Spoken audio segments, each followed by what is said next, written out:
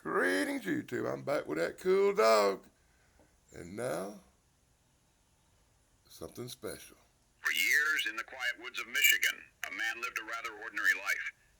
A life filled with family, friends, worked the day-to-day things you and I both know so well. But there was something else.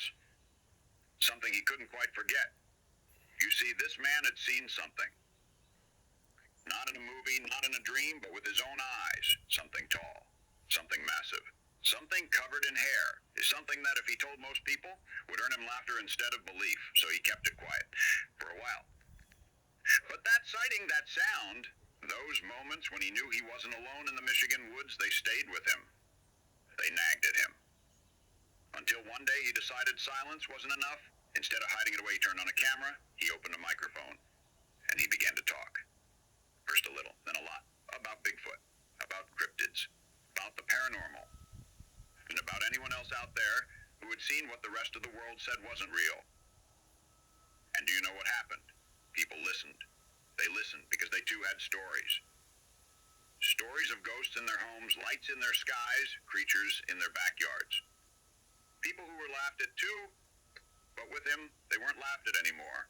He became something else. A host, an interviewer, a storyteller. Now, he wasn't just a man who once saw a giant in the trees. 3 live shows a week. A podcast, brunch with Bigfoot and hundreds of videos, thousands of listeners. Thousands who no longer felt so alone.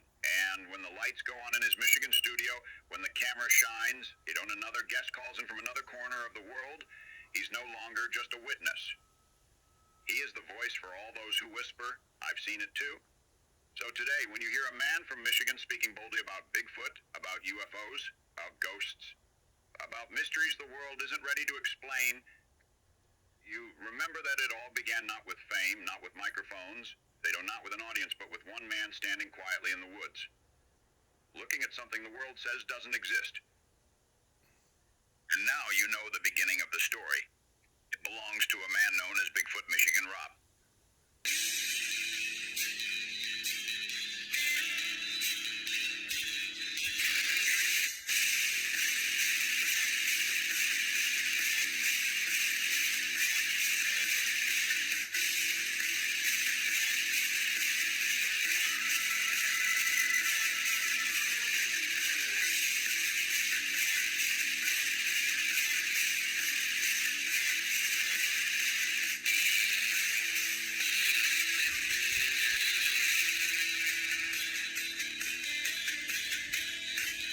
Be sure to like, subscribe, ring the bell, and be sure to check out Bigfoot Michigan Rob.